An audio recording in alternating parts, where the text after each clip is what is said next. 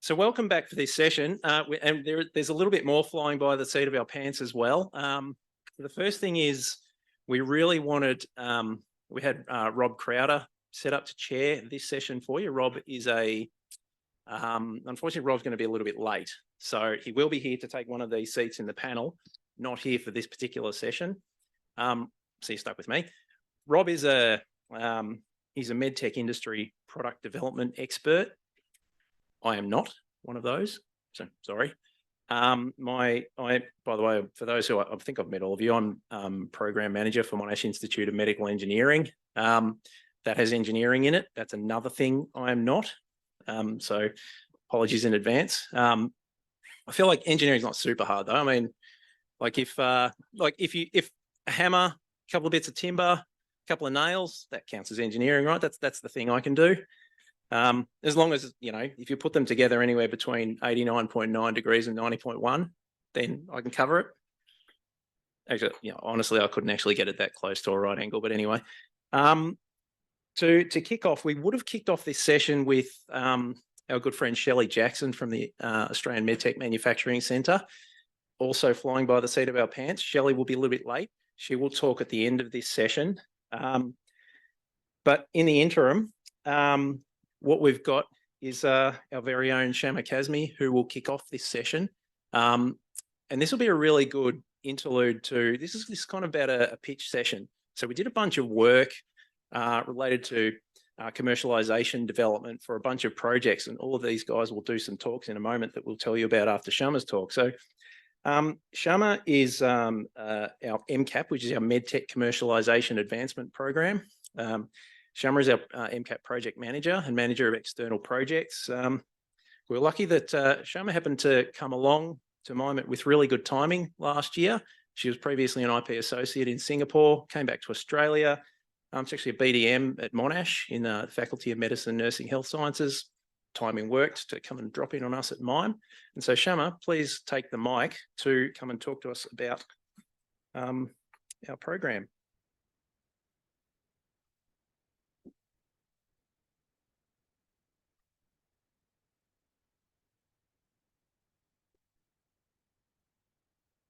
Thank you very much, Andrew. And it's so nice to see everyone gathered together in the room today. Thank you again for coming. So my name again is Shama Kazmi. I'm a project manager at MIME, and I'm going to be talking about the alignment between Monash University, Monash Institute of Medical Engineering, and the Australian MedTech Manufacturing Centre, AMIC, under the Department of Jobs, and how we developed an exceptional program called the MCAP, the MedTech Commercialization Advancement Program. And we're really excited about this. There'll be pictures from participants in the program later in the session, so we all hope that you'll enjoy those as well. I would like to begin by an acknowledgement of country, and I would acknowledge the traditional custodians of the lands on which the campuses of Monash University stand, and pay my respects to their elders past, present, and emerging. Monash University, Monash Institute of Medical Engineering, and AMIC have a great synergy. Monash is committed to a culture of entrepreneurship and innovation, as well as translating innovations for impact. We at MIME are devoted to accelerating the development of great medtech projects. And AMIC is devoted to building a world-class medtech ecosystem in Victoria via its strategic pillars of enhancing local content and procurement, enhancing medtech manufacturing, and capability and capacity building. And so these ingredients all came together really well in the MCAP program. The MCAP program is clinician needs-oriented focused. It relies on the compelling projects within MIME's portfolio that have got some early prototypes within them, and is based on that need that these projects required a directional lift or a value inflection before they can get to the next point. So Andreas talked about the very many valleys of death. This is about moving the projects from the initial valleys of death to a next stage, and the next stage, and the next stage, so that we can continuously see them progressing and advancing their technology development position. Monash University, as you know, has a culture of excellence in research and innovation. We've got many compelling success stories already here at Monash. And so our program builds on this. And our program aligns really closely to the Impact 2030 strategy, which is a foundational aspect of the university's framework. And it's about building thriving communities, healthy communities, and sustainable communities as well. And so the opportunity for MIME has been to take these projects with our enterprising framework, that is the foundational ecosystem, with our passion and desire to do more, and to build a robust team of experts who could provide this uplift and support to these compelling projects. And many of our MCAP team are here in the audience today. I won't call everyone out individually, but thank you very much for your contributions along the way. And I'll speak to the power of teamwork a little later on. But essentially, we built a team, we provided these projects with a plan, and gave them the tools that they needed to continuously advance their commercialization position. Now, I am also a fan of metaphors, and that is a winding staircase. So the journey of commercialization can look like a winding staircase, only if you're a little imaginative, it's probably like 20 different staircases all winding at the same time, something that a mid-journey piece might get wrong sometimes. So it's all happening at the same time, the regulatory piece, the reimbursement piece, IP strategy, clinical strategy, and these staircases need to be navigated at the same time. So we rise to a great height by a winding staircase of small steps, only they're not necessarily small steps. They're as big as you can believe them to be. And this is a foundational principle. There is a further metaphor here, and you have the commercialization valley of death, only we built a bridge across it, because this is what we feel best equipped our researchers. So these are some of the topics that we navigated as part of the MCAP program, and it has been really well received. So we're all about value inflection, getting the projects from one point to the next. So I'll touch upon a few of these briefly, but more of these ideas will emerge in the pitch sessions later on.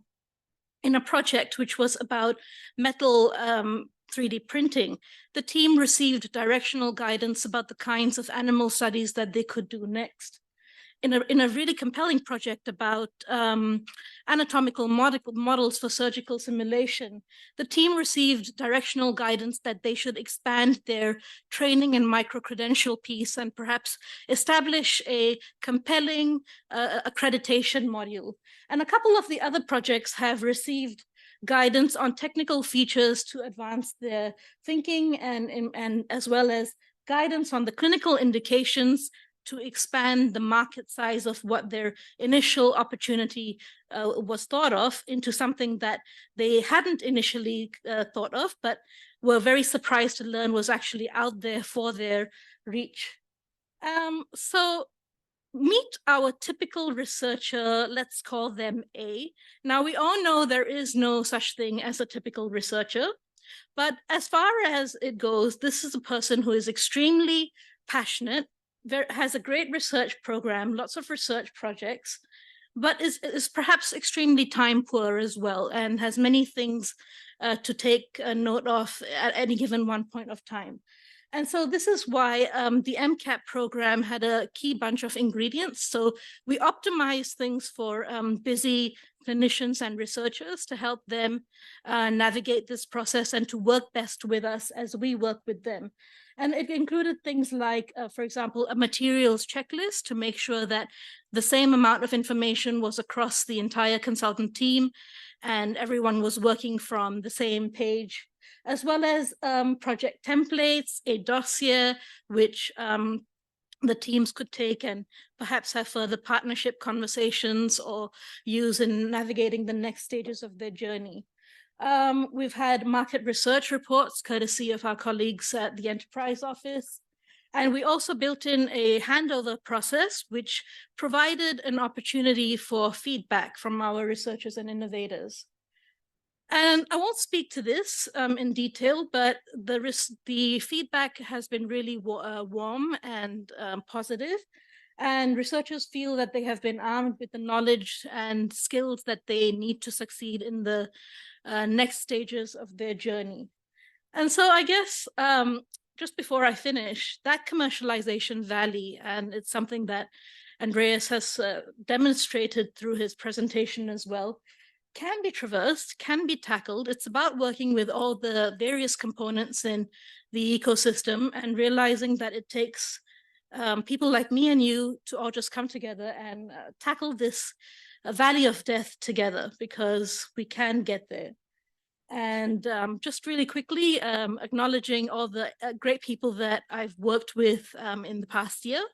And a big thanks to everyone. And I hope that you will enjoy the pitch presentations from all the teams that the MCAP has consisted of. Thank you.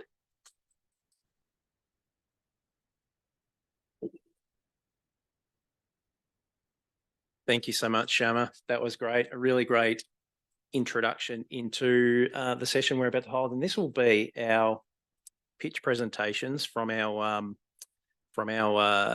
teams who went through the program. I'll rip straight into it, and I'll start off by saying we may or may not, depending how we go for time, have some Q&A. But really, the goal here is we want to get everyone to kind of have a look and see what these teams have built. And the most important thing is, if you're really interested, what we'd like to think is that potentially anyone in the room could get in touch with us and the teams to get involved. It could be whether you're an investor, researcher with particular interest, clinician, and so on.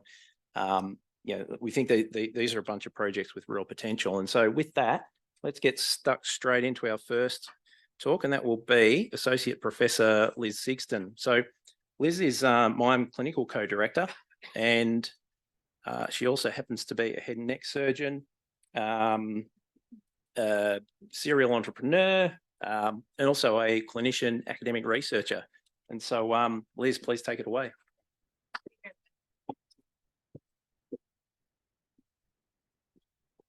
Middle one. All right. Thank you, everyone, and thanks for that nice introduction. So, as said, my name is Liz Sigston. I'm an ENT surgeon with subspecialty expertise in head and neck cancer. I'm talking today about materials for use in 3D implants. So I'd like to introduce the key members of our team, Dr. Erin Brody, who's a materials engineer, Dr. Andrei Molotnikov, who's a design engineer, and myself as the clinician and clinical researcher. I'd like to quickly acknowledge other people who contribute to our project, Professors Mega and Davies, and Mr. Felix Sim, who's a orofacial maxillary surgeon, and to acknowledge some of the students that have worked on our project. Now I can hear you saying, what have dairy cattle and a quad bike got to do with 3D implant materials? Well, let me tell you about Andrew. So Andrew was a 48-year-old non-smoking dairy farmer who developed a cancer on the inside of his cheek, and that invaded into the jawbone.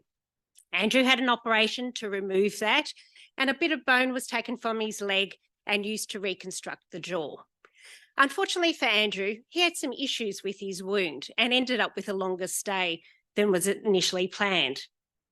Subsequently, after having his radiotherapy, the plates became loose, they extruded, osseointegration failed, and he ended up having to have the whole graft removed and have a secondary flap that wasn't as aesthetically pleasing done. So when I met Andrew, he had some problems turning his head, he had some problems opening his mouth, but his main complaint was that since his operation to take the bone from his leg, he could no longer race after his dairy cattle on foot, and he had to use a quad bike. and the damn thing kept breaking down. So when we look at Andrew's story, this helps to highlight 3 areas that we can see where there's obvious room for improvement. Addressing local failure, addressing issues with the donor site, and finally looking at long-term function. And what I'd like to highlight here is that currently we use titanium-64 as the metal for our reconstruction plates. And that didn't happen by design. It kind of happened by default because that's what was around, and it's never been changed. When you actually look at titanium-64, it's a very poor match for bone.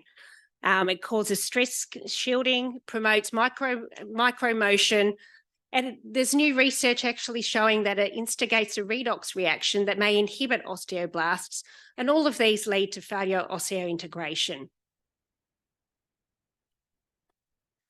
So we looked at the issues and came up with a number of potential solutions. The first one was, can we improve the current plates? Now, there's already been some improvement in with shape with 3D printing, and that's widely accepted and has been well demonstrated to have added benefit. Is there something we can do to reduce the impact of radiotherapy? And finally, could we end up with an endoprosthesis that could potentially replace the need to take bone from somewhere else in the body? So where we are now. So currently, what we've been able to achieve is that we've identified an alloy that has a much better match to the native bone. We've developed a novel 3D technique to be able to 3D print this alloy. We've demonstrated in vivo that our alloy has much better biomechanical properties than what we're currently using. There's a 30% higher rate of migration of osteoblasts. It's got a naturally rougher surface, and this is known to be beneficial in osseointegration. And importantly, the elasticity is better, which means there's less stress shielding and less formation of a fibrous capsule. We've now designed a small in vivo study, which will be done in animals, and this is already fully funded through a co-joint grant. And we've identified clinical partners both here and in the USA who are prepared to be involved in the next step. We're in the process of lodging a provisional patent, but we also have come to understand that we have a know-how that has commercial value as well. So when we look at our benefit that we gain from the MCAT experience, what we've come to realise is that our alloy and 3D printing technique is in itself a commercial product, and that by simply changing what is in use at the moment, we can have a new product without needing to have a lot of education of the end user, but providing a very high competitive advantage. It's not just for reconstruction after head and neck cancer. It can be used for any craniofacial reconstruction. And during the process, we also identified it's a really good alloy and technique for using in small digits or small bone replacement. So think about the incidence of trauma and arthritis in fingers and toes. It's projected that these markets are going to grow and are estimated to be worth nearly $8,000 million by the year 2024. The advantage of our alloy is that the component's already in use. So the biosafety data is already there, which means we only need to reproduce a minimum data set to meet regulatory requirements. We identified through the MCAT process a novel market of moving into the veterinary field. As we know, people are more willing to spend money on their pets than their own health, so it's a big opportunity. And finally, the advantage to any commercial partner is that this has opened doors for us to come forward with more novel solutions to solve those other issues that we've noted. And I'd like to thank you for your attention.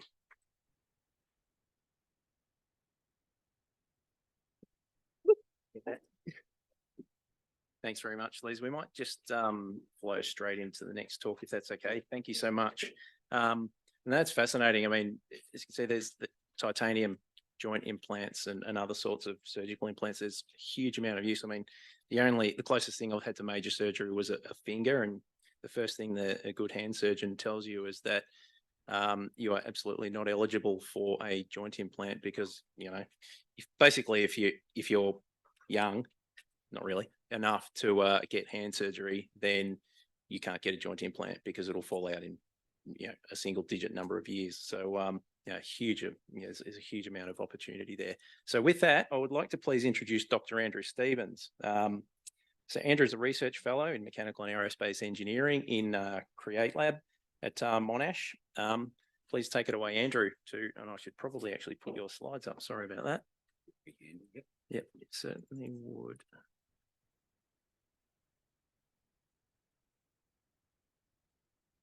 Please tell us about Cerebrox. Thanks, Andrew. Yes, thank you for having me. Okay. So today I'm going to talk about cardiac arrest, which is an electrical problem in the heart which causes it to stop beating suddenly. So in Australia, there are about 20,000 to 26,000 cardiac arrests per year. We know that having not just a survival, but a good neurologically intact survival is really dependent on the CPR quality that you get when you're having your cardiac arrest event. So when CPR is given by paramedics, it's about a 5 to 15% survival rate. And when it's given by lay people, it's about a 2 to 10% survival rate. But one of the major gaps here is really the fact that the current international CPR guidelines are based on only modest clinical evidence, and they might actually not give the optimal CPR for every patient in every situation. So we've developed or are developing Cerebrox, which is the first ever non-invasive system for giving closed loop feedback and optimizing CPR based on each individual patient's needs. So the way it works is the patient experiences a cardiac arrest, the sensor is then placed on the patient, and the sensor measures and derives the compression depth, timing, and location to determine CPR quality. A novel controller uses AI algorithms to derive and optimize the CPR, and then instructions are given to the CPR provider to adjust their CPR technique. This is then reflected in changes in the patient state, which closes the feedback loop. So this is our solution to making sure that every single patient gets the CPR that they need based on their personal physiology.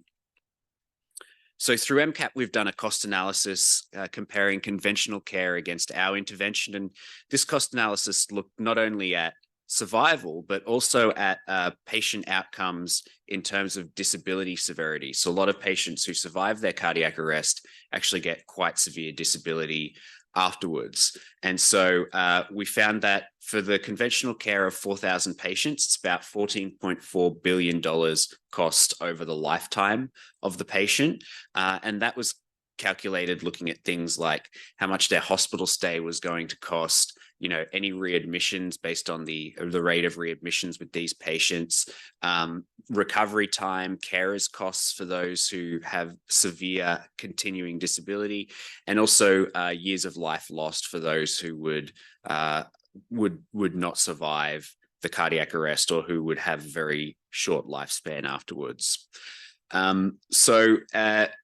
Looking at our intervention, we're really looking at not just reducing death, but moving people out of this severe and moderate disability case and back into having good, independent life after they survive their cardiac arrest. And so we found that across 4,000 patients, there's about $4 billion in savings over the lifetime of the patient. And we feel this is a really good incentive for healthcare providers to invest in our comparatively cheap technology.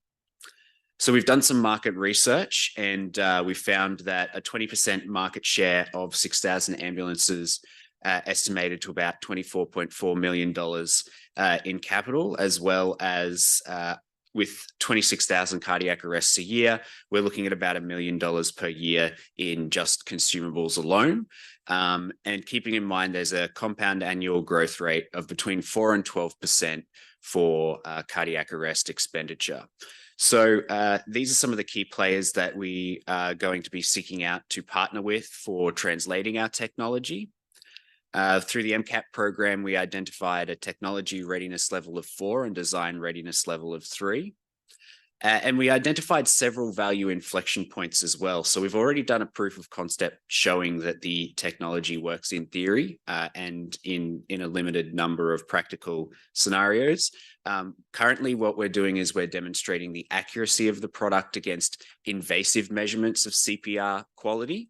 And then once that's done, we'll have further value inflection points using an observational study in ambulances, then through control algorithm development, at the completion of clinical trials in ambulances, and of course, the biggest value inflection point is when we can actually demonstrate that this will have benefit to cardiac arrest patients. So what do we need? Well, we really need staff to put on this. We need about 300,000 for development staff for the next 2 years. Fortunately, we've already got all of the prototyping and consumables funding raised. So sharing, why does our technology matter? Well, this is the first ever closed loop personalized CPR device. We're hoping that it can not only save lives, but improve neurological outcomes in patients getting CPR. And we've already demonstrated, based on our research, we should see really significant savings to the healthcare system. So keep in mind, this is about not just making sure that people survive, but that people survive and have a really good independent life after their cardiac arrest. About the MCAP program, which of course I took part in. One of the things that I really loved was the modeling done by the MCAP business consulting team, who are here in the audience. And they helped us to understand where we could make savings against conventional care. The MCAP program really challenged me to think about the patient journey and exactly how our device would be getting used and at what point it would be getting used by the ambulance staff, the paramedics who would be using it. And finally, the MCAP program really highlighted for me how important the design for usability was going to be of this device. So how we can actually communicate in a really high risk environment the instructions that we need to ensure the person's giving the best CPR that they can. So this is our team, and thanks very much.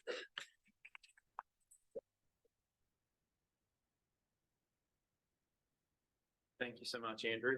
Very much appreciated. As you can see, there's a huge amount of potential in that space. God forbid anyone ever actually needs this sort of treatment. As you can imagine, there's a huge amount of value, and it's pretty obvious. So with that, I would like to introduce our next presenter. Is Richard Morfuni. So Richard's a lecturer in industrial design, lead in Design Health Collab at Monash. And I will just bring up Richard's presentation now.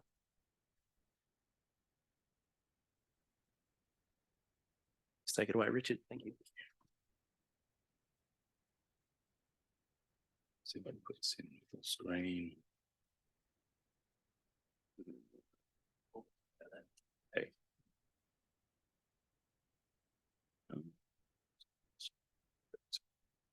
Okay, thank you very much for listening in. So today we're going to look at advancing aerosol delivery in the hospital environment. This is part of a larger project that's gone through MCAP, about 5 years in the running now, but it's an expansion of a product category that we're looking into.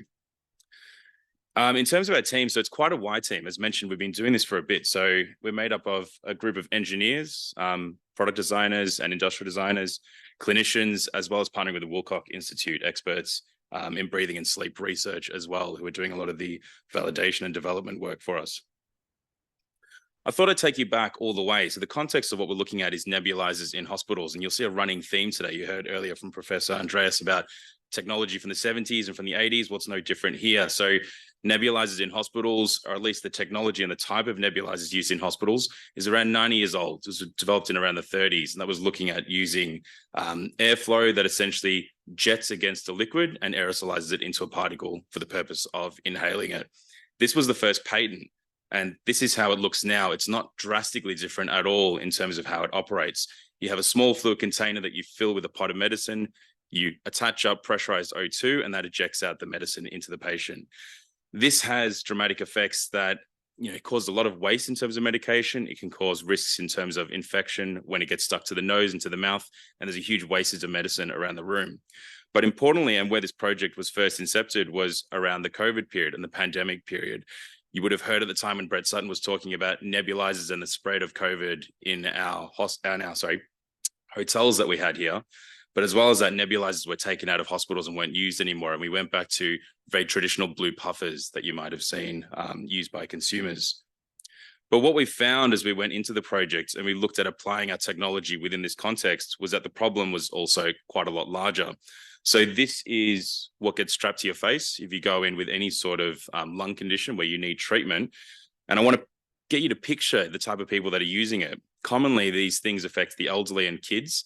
And you can imagine if you're a child who's struggling to breathe with low inspiration and someone's going to strap something onto your face, it's a lot harder than getting a kid to put their clothes on in the morning. It's actually quite difficult to do. And it makes the clinician's life especially challenging.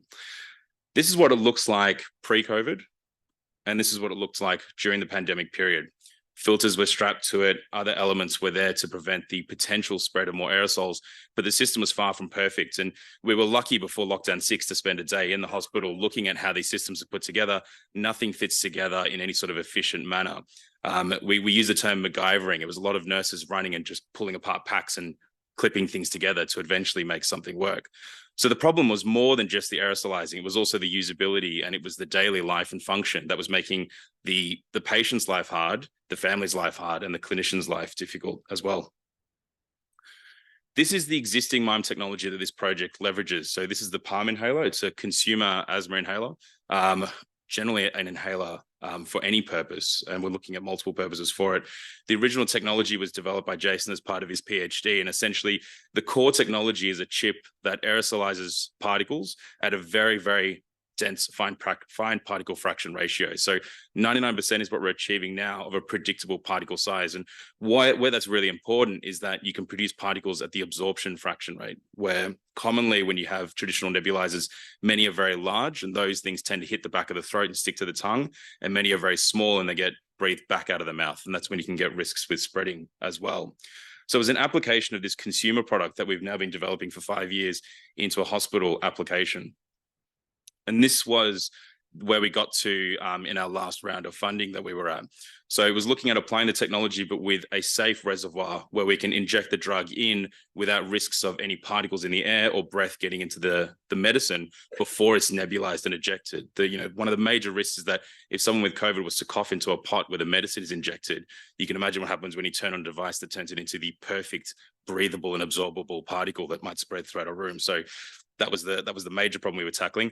Filters as well as other areas. So if you add a filter onto a mask, you're also adding a pressure system, which makes it harder to breathe. Again, go back to that child struggling to breathe in this situation. It's a horrible user scenario.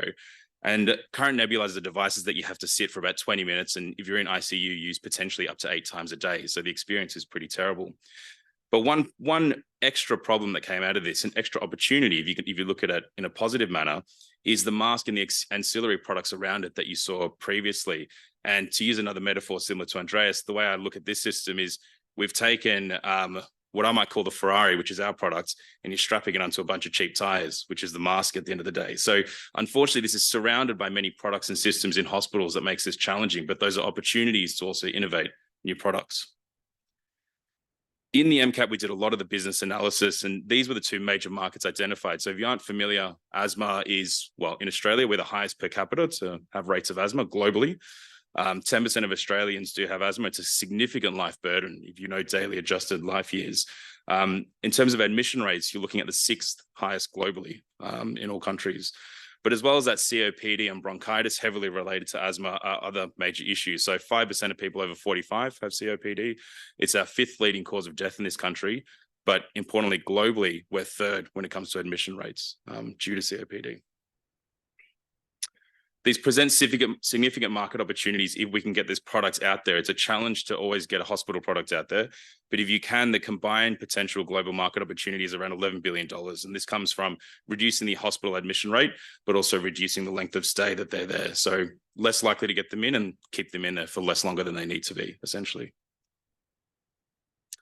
So what's next? We want to look at redesigning the other products around it. There are significant market opportunities to improving a $6 plastic mask like they use at the moment with big holes on the side of it. The alternative is one that actually does seal and straps, but that costs around $60 to $80. And so there's a big gap there to create a new opportunity for hospitals beyond just the asthma inhaler or nebulizers. We want to look at the operational side as well, as we heard before, with the really complex scenarios of combining products. And we need funding to expand this work. Working close with wholesalers is really important. They're who get these products into the hospital. So we need that link there as well, and to advance beyond this TRL4. But importantly, I want to highlight that this project and the opportunity here in front of you is to leverage much of the existing work that we've already done. So the palm inhaler has already gone through a process of developing technology. We have IP security, both in the design and the technology internally. We've gone through seed funding and major funding on that project, as well as commercial opportunities. And this project that you're seeing today is an offshoot of that success that you've seen there. So we've had the seed funding, we've begun the project on it, but we're ready for more major investment as well. And what you're doing is you're leveraging a team, technology, IP, and many things that have already been proven in another context. So thank you all for listening. I hope you enjoyed the project.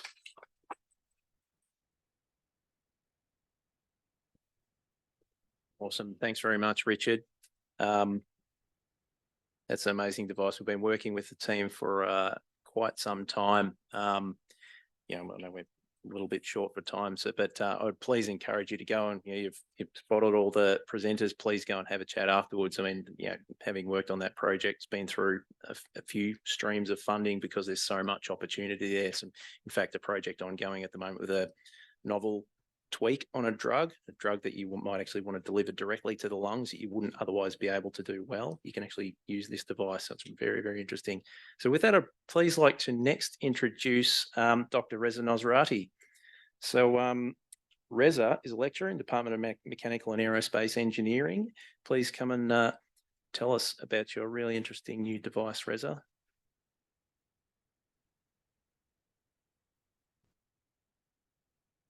Hello, everyone, and thanks for the opportunity. My name is Reza, and I'm excited to share with you our new technology that we call Sonic Boost.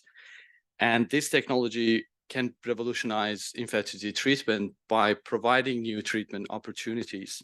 And hopefully I can convince you within the next 6 minutes that this is achievable. Now, this is John and his wife, Laura. They have gone through a total of 15 IVF cycles, including 2 surgeries to remove testicular samples, as well as, if not thousands, hundreds of injections over several years. And they find the IVF treatment procedure to be an emotional roller coaster, which is very expensive, and it needs resilience. And believe it or not, they're not alone in this journey. We have over 80 million couples worldwide experiencing infertility. It's one of the fastest growing public health concerns. And currently, we have around 3.5 million cycles being performed each year. But what might surprise you even more that only 28% of IVF cycles are successful. And that has been pointed out as part of the very recent special issue of Science magazine, which was focused on human reproduction, that we don't see any changes in the method of practice. We don't see new technological development.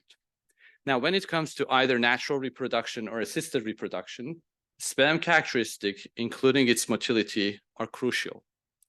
But currently, we have no technology that using which we can improve sperm motility in a safe, non-invasive manner.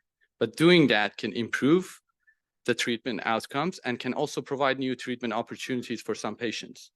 And that's exactly what we've done. We developed Sonic Boost, which is the world's first non-invasive technology using which we can use 10 seconds of ultrasound exposure to increase the motility of sperm. We can make the cells to swim around 3 times faster. If you compare the blue and red swimming trajectory, it's quite obvious.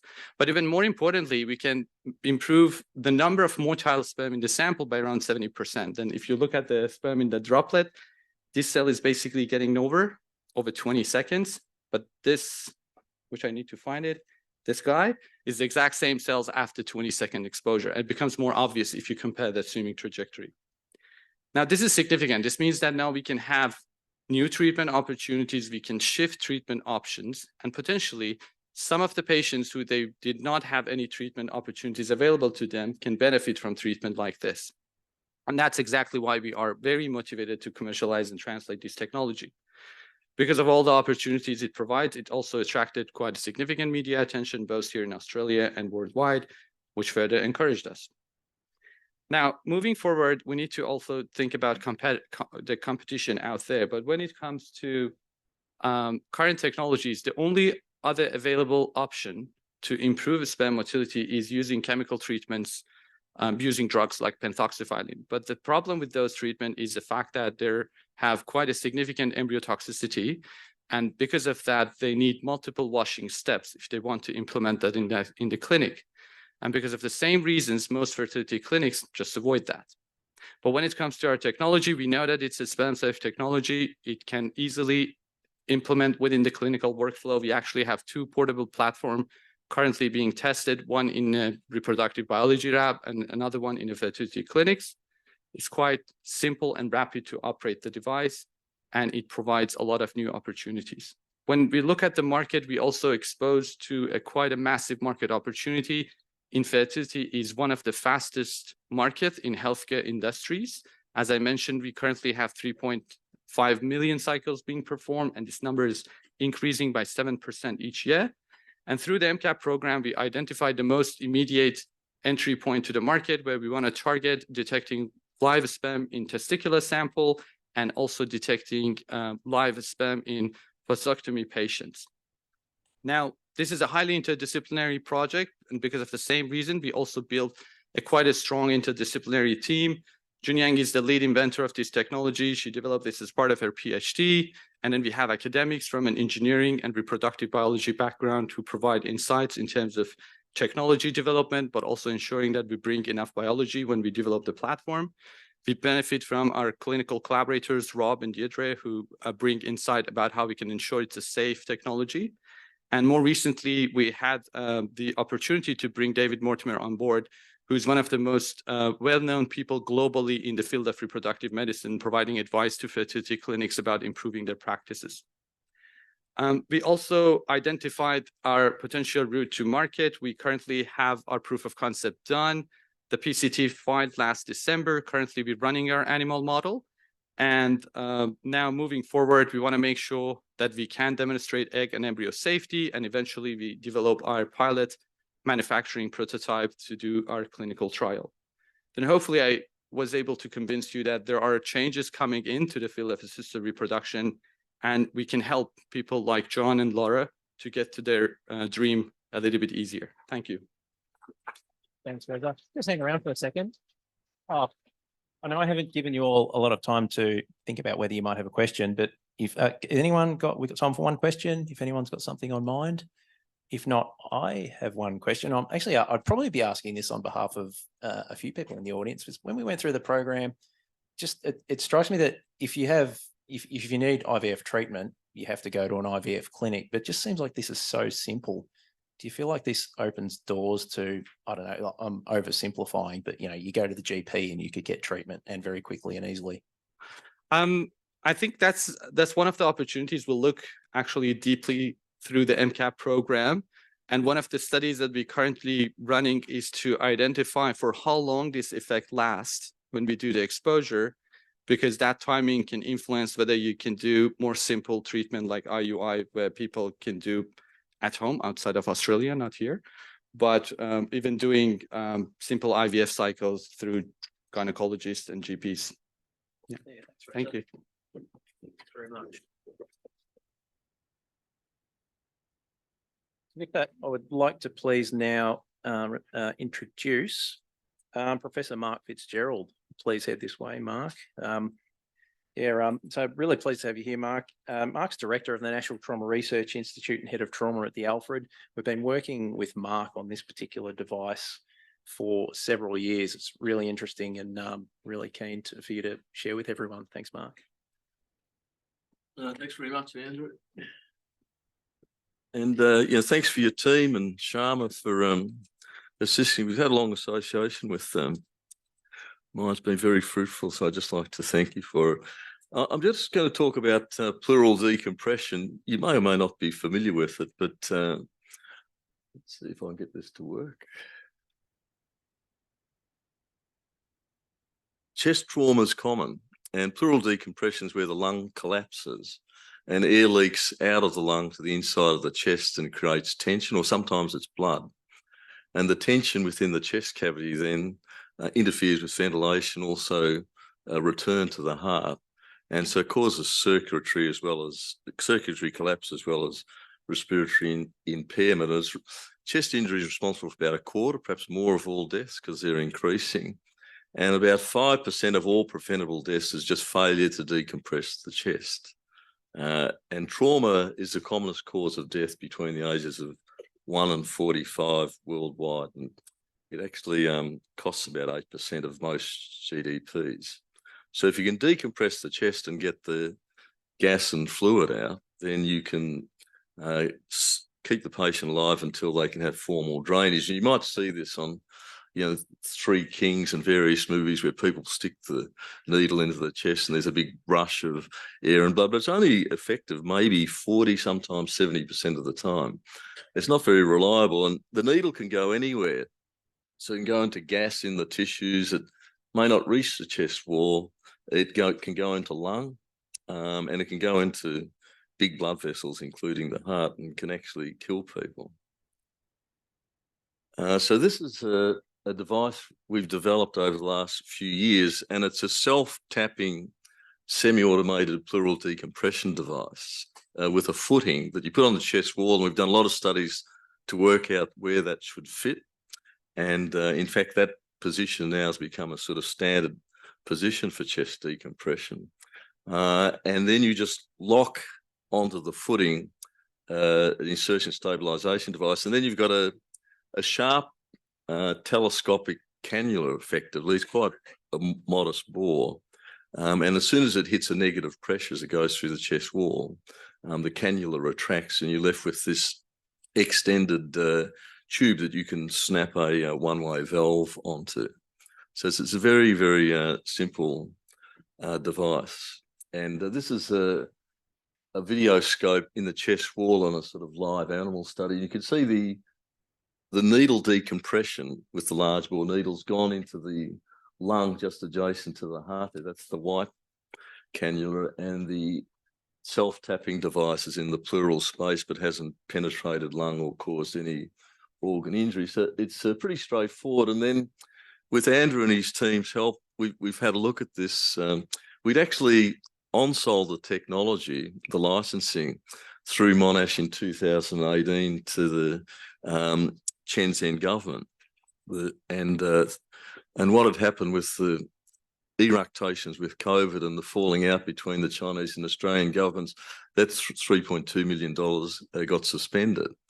And in the interim, we've gone back to Andrew and we've realised, in fact, that the problem is that chest decompression and tension pneumothorax or tension hemothorax is what we call a high acuity, low occurrence procedure. It's a halo procedure for the average person. But pleural decompression itself is very common. People get tubes put into their chest to drain fluid in particular. It's a very, very common procedure.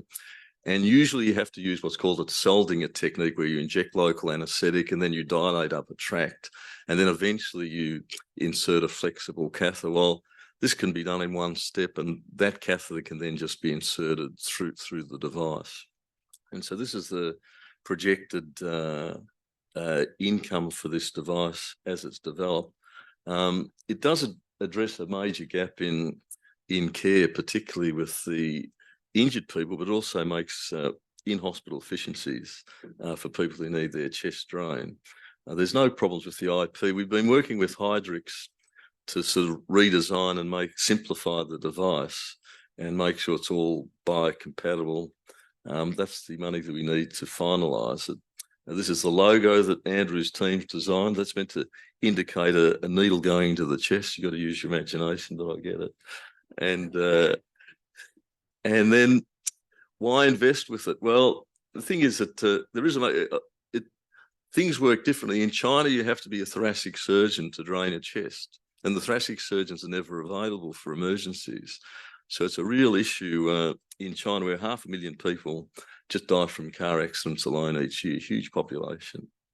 And as I said, we've tried to integrate this port with existing devices so that they can take a lot of equipment off those catheter kits and just use this in conjunction with local anaesthetic. And then obviously we need this phase 1 clinical study. So it's patent. It's got about 5 patents associated with in the United States, China and Japan, and the European patents just being finalised. It's called a surgical decompression system. because just with minor modifications, you can use it to get into the trachea for instance, emergency airway device, decompress the bladder if someone's got a bladder obstruction. It really just depends on the pressure rating between the systems. And thanks very much for the opportunity to present. Hang on for a second, Mark. We could probably, anyone have a question that pops into mind for Mark? No?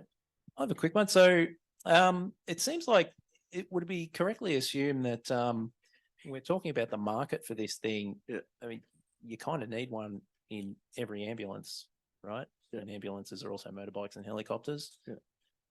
Is that correct? Yeah, that's right. Well, I'm going back to China in a week and a half. There's a company called CoreSign Technologies based in Guangdong, which is just north of Hong Kong. It's got 220 million people. You know, Guangxi's important in China, you know, the relationship that you build with people. Through the Alfred, we sold them $1 million for a fee for a decision support system for trauma resuscitation in 2016. And they've now, last year, made $20 million profit on the Chinese system. And they've just signed a contract for $250 million for the to put it through the entire ambulance and hospital system. And they've already looked at the plastics and materials for this, and particularly in China, where they've got the technological capacities, but they just haven't got the healthcare backup. This will be an important bridging device. Thanks.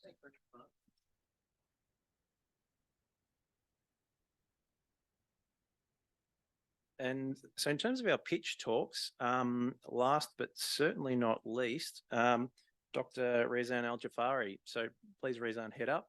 Rezan is a lecturer in the Department of Mechanical and Aerospace Engineering, and also from Create Lab. Also, up until recently, wasn't doctor.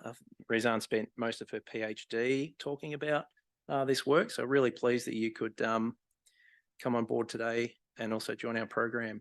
So please take it away. Thanks, Rezan. Thanks, Andrew. Hello, everyone. I'm very excited to be here to present the work of me and my team. So on behalf of my team, it's a teamwork. I'd like you to meet Tara. 2 days after her 30th birthday, Tara was climbing up the stairs at her workplace and she lost her breath and fainted. Tara was quickly then taken to the hospital and she received ECMO care, or what is short for extracorporeal membrane oxygenation. ECMO is basically a machine, a heart-lung machine that the sickest of patients are hooked up to. So the machine withdraws the patient's blood outside the body, it oxygenates it, and then returns it back to the body, bypassing the hearts and or lungs. Tara was very lucky on that day that the only clinician that is actually certified to perform ECMO was available. Tara is amongst more than 500,000 Australians suffering from cardiac disease. And she's also amongst more than 523 million people suffering from ischemic heart diseases worldwide, not to mention that heart disease still remains the leading cause of death globally, and also it has a huge economical burden and toll on our healthcare system. So some facts about ECMO, or the care that Tara actually received at the hospital. It is a very expensive intervention. It is complex and highly technical, and only those that are really well trained are certified to perform ECMO. The thing is, there is no standardized curriculums to teach ECMO, and that makes accessibility to this high level of care really limited. So the only solution is really to focus on training, because practice makes perfect, right? There are some solutions that are available for training. They're not really, none of them are dedicated for ECMO training. And those that are kind of dedicated for training on ECMO do not have realistic materials, especially that to insert the tubings that will withdraw the blood outside the body, you would need to perform what is called ultrasound guided vascular access. So these materials that are used for training, they're not really ultrasound compatible. They don't have mechanical properties that are similar to real human tissue. And there's also the animal training, and there's a lot of restraints on that one. So our team that consists of clinicians and engineers, we worked on developing a high fidelity ECMO training suite. So it's an educational suite that would tackle all aspects of the ECMO procedure, from implantation to troubleshooting and maintenance, and finally to weaning the patient off the machine. So it will be like a customized mannequin or a patient replica, really, that would act and react like a patient on ECMO. And that would better prepare clinicians to different scenarios and complications that could occur when a patient is on ECMO. And there are actually quite a few. And one complication on ECMO could increase the mortality rates up to 164%, and would increase also the cost by 24%. So training is essential. We all know that. What we're working on is developing ultrasound-guided tissue mimicking materials. So these are novel materials that would enable clinicians to train on needle tip positioning using ultrasound. And we've also been working on developing an interactive app. So this is an application that clinicians could access anywhere, anytime, and they can train on different aspects of ECMO. There are embedded scenarios and ad hoc libraries of scenarios, from easy to medium and hard scenarios. We are also working on an augmented reality module. So these are really different modules that will all add up to make a patient replica that would act and react like a patient on ECMO. We are currently seeking additional funding because we did identify certain action points throughout the MCAP program, which was really beneficial for us. So we would need additional funding and maybe collaborations to further develop our physical task trainers or ultrasound models, and also our online and augmented reality modules. We're currently in discussions with Monash Enterprise and the tech transfer team at Monash to identify IP for all of the modules that make up our educational suite. And hopefully later on, we will be collaborating with international organizations like Extracorporeal Life Support Organization, ELSO, and other companies that are in the market of ECMO. So the next steps really are seeking additional funding to mass produce our task trainers that are that reached near commercialization stages, and we will be selling those and kind of gauging our market. We already have potential buyers in Australia, Germany, and the United States. We will also be fostering collaborations in those countries and maybe expand more. And we want to actually expand the applications because we now have the tech and the know-how of developing these modules or these models. So we can venture outside ECMO and actually build models for other diagnostic and procedural training applications. And finally, I'd like to introduce my team, who's made up of renowned clinicians in the ECMO field and also engineers in the mechanical circulatory support. Thank you very much for listening.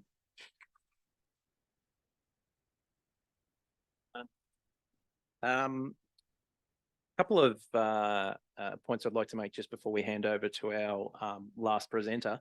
We've just finished, actually, before I forget, so anyone who presented in this session, and that includes Shama and Shelley, just at the end of the session, can you make sure you pop up here, please, because we're going to get a photo. But I wanted to point out, so for example, we've had 6 of these amazing presentations, amazing technologies.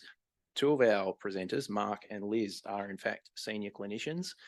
You probably remember, and in fact, you saw all the research teams in everyone's presentation. Like John pointed out at the start, kind of at the core of what we do at MIME is to have very much clinician-led projects. And what I'd like to say is that all 6 of these projects have really serious key opinion leading clinicians sitting behind these projects, and they're all deeply invested in them. Because when we talk to people in industry, one of the hardest things they have in, all the bits about validating a medical technology is getting access to clinical leads.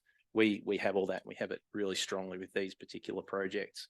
And in fact, Richard's project, Diana Edgerton-Warburton in the room, and also Rezan just presented, Vin Pellegrino down the back is also senior clinician backing up that project. So in fact, afterwards, if you want to have a chat, lots of people in the room who give you a lot of information about these projects. So with that, I'm really pleased to be able to bring up our last presenter for this session. We're really lucky to have Dr. Shelley Jackson. So Shelley is Director of the Australian MedTech Manufacturing Centre. She really kind of sat behind us being able to put all of this together. Shelley had, for a really long time, was in leadership roles with Austrade for a couple of years ago, joining AMEC. So please, take the stage, Shelley, to give us tell us a little bit about what's sitting behind all of this. I will just bring up your slides. There we go. Thanks, Shelley. Thank you so much, Andrew, and congratulations to all the amazing innovators. I mean, how inspiring to see what you're doing and the impact you will make on the health system in the years to come, and also our local economy. I'm just going to put my stopwatch on so I stick to time as well as you all did. And I have to say, Shelley Jackson, I've been in the role 2 years with the Australian MedTech Manufacturing Centre, set up after the pandemic to look at how do we support more local manufacturing and how do we get more local manufactured product into our health system, something I'm sure you're all very familiar with. My topic today is our vision for R&D, manufacturing and procurement. And I wanted to start with a quick journey through how we talk about the exciting opportunity that is the medtech pharma sector in Victoria. We have an amazing, interconnected ecosystem and very, very strong R&D. 22 medical research institutes, our biomedical precincts, everything that you know so well associated with Monash University. We're very strong at that end of the value chain. And the question is, how do we get really good at manufacturing as well and translating our products into manufacturing activities in Victoria and selling locally and also selling globally?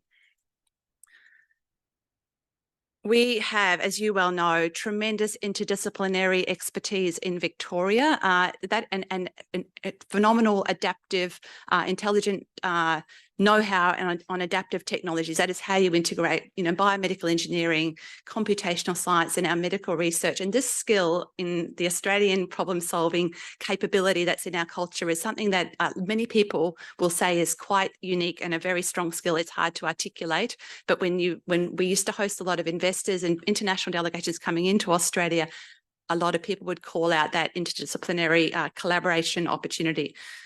So the mega trends in terms of what we can do in manufacturing in the future, we think are in our favour. The government's very ambitious for medtech manufacturing in Victoria and has a number of programs across different parts of the Department of Job Skills, Industry and Regions where I sit, but also across different parts of the health tech policy and program ecosystem. And you will know many of them. We also look closely at the growth opportunity for the sector and try and understand what firms want in terms of support and build that pipeline of our early stage innovators and companies into startups, into scale-ups, and really important, help them translate that gap into the mid-market and local and global sales. We know recently that we have mapped just in the medtech sector, a subset of health tech, around 6,000 people working across 600 companies across the value chain of medtech devices, diagnostics, equipment, and related suppliers. We have value propositions for why medtech in Victoria. I won't go into them, but they're centred on the expertise we see in the room today about the incredible innovation coming out of our ecosystem and our very talented scale-ups like 4D Medical. And we have globally connected ecosystems. So the question is, as we think about why the Australian MedTech Manufacturing Centre supported what we call the Health-Led Manufacturing Innovation Program, with Monash, and I really want to acknowledge the tremendous work that MIME has done over many years as a pioneer in the in this way of connecting clinician innovators with researchers and industry and other stakeholders to bring about solutions. I think it's tremendous what you've started, and what we tried to do with the 3 strategies that we have. I'll just name them so it's clear. I appreciate it's a lot of information there, but grow local content and health procurement. Now that's not an easy, there's not an easy, a quick win on that. Grow medtech manufacturing capability in the state by working with supply side support, i.e. supporting companies directly to grow through grants, and also working on demand side by working with health partners to better identify what the health system needs that could be solved locally. I'd also like to acknowledge our partnership with Safer Care Victoria on that as well. And thirdly, to drive connectivity and collaboration across the sector where there are gaps. And we did a lot of work identifying gaps, and that work is in the public arena. If anyone wants to ask for it separately, I'm happy to share it. So where does and what we've tried to do is work on the health side, partner with health and partner with industry, so we can build more alignment in what we're doing with health partners. For example, we kind of call the work that you're doing with health, because a lot of it starts with clinician identified problems. But we're also working with a health service on a pilot. We have supported the Victorian Heart Hospital with their partnership with Sheba, and we have supported the Australian Clinical Entrepreneurs Program to be piloted in Victoria alongside New South Wales and WA. That is run by MTP Connect and Uni Melbourne. So I just wanted to talk about the way, I'm not sure if Andrew has mentioned or Sharma in the beginning, but the MIME program is one of 4 similar programs that well, not similar, they're all different. They're all different. But what we looked at is who's doing this work really well to better connect clinicians and their unmet needs with industry and innovators to solve those needs. And of course, MIME and MCAP are doing that. And then how do we support the next iteration of what MCAP wants to do with the objective of growing medtech manufacturing in the long run in Victoria and medtech innovation, and how do we bring them together with others who are also doing this around supporting clinician and health tech innovators' journey in the commercialisation.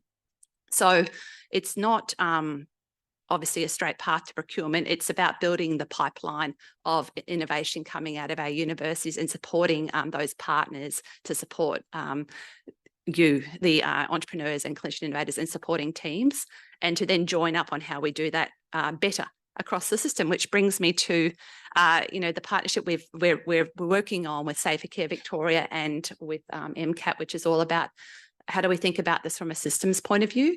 From the Australian MedTech Manufacturing Centre point of view, we are looking at driving clinician innovative capability, supporting, like I said, more of the companies to come through and scale up, and also share learnings on how we do that better inside health, and with industry. I won't go into the outcomes, that will be announced soon, but in terms of the vision for HMIP, I think it's a learning journey. I think in terms of how we can scale what you're doing and how we can create more awareness of local innovations inside the health system. So I think, in government, it's about how do we tell the story of some of the leading innovations, cardio innovation, respiratory health.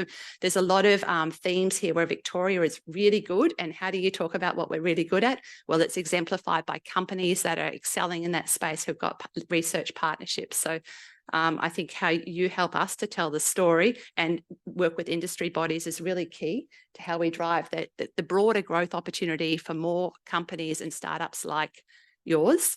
And how we also help companies connect where there are gaps. For example, on workforce, we've got the Victorian MedTech Skills and Devices Hub. We've got Willem. If people aren't aware of it, I encourage you to use it on BioMelbourne Network. It's a connectivity platform, and other things that we're doing with peak bodies to address gaps. So I guess my call to action to everybody is just as you tell your story, obviously fantastic pictures, but also think about how it links into other other broader capabilities in the Victorian ecosystem. If you're in cardio, the nebulizer, I think, that opportunity was discussed a lot. I mean, it's that sort of story that people came out of COVID and said, we now really care about where things are made. We can, and we know we can make more stuff here and innovate more products here. And I think, that's the ambition, is to help more companies commercialize and manufacture here, sell locally as well as globally. Thank you for your attention, and congratulations, everybody.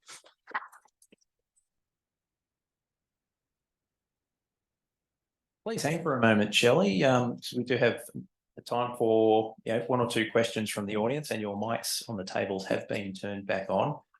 And you don't often get the director of Shelley from an organisation from the government in medtech, so kind of good opportunity to ask Shelley some questions. I'll kick off.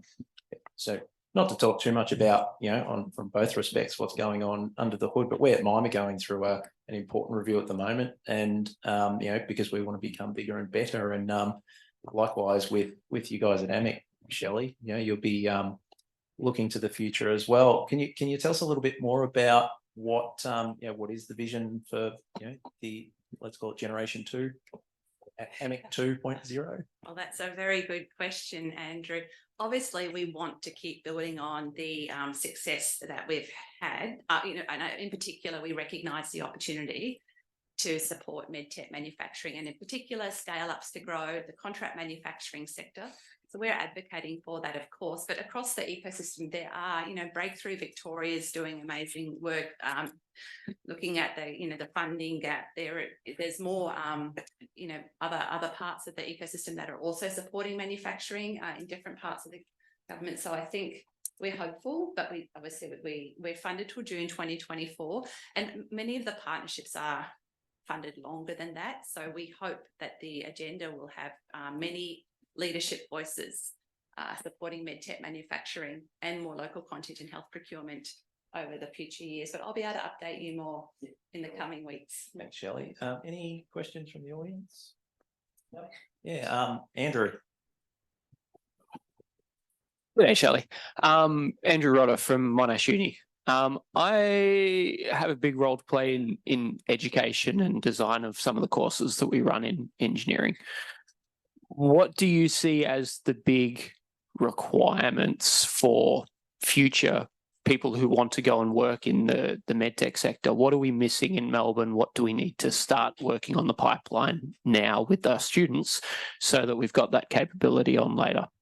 Yeah, well, the one that I observe, and I'm a little bit biased from my background with Austrade, is understanding the market opportunity and the pathway to market upfront, because obviously we've got amazing engineering and medical expertise, very strong technical capabilities, but we are the world's biggest island continent right down here in the south of the world. So we have to teach our students how to connect with the market and for it to feel relevant, to really understand the global competitive landscape, the global market opportunity, and how they compete. And I think the more immersive you can make that sort of educational experience and learn that early on, the more you're able to mitigate risks for those future entrepreneurs as they go to market. Thanks very much, Shelley. I think we will wrap up the session there now. So thank you so much, everyone, for listening in. And yeah, I do need to remember. I have a quick announcement just before I hand over the reins for this session. We have had handed in a ring that could be precious for someone. If you happen to, it was found in the bathroom out there. Anyone who's happened to have lost one, please come and find me. We'll otherwise hand it into security. And so with that, we, unfortunately, you may have seen the original program, we had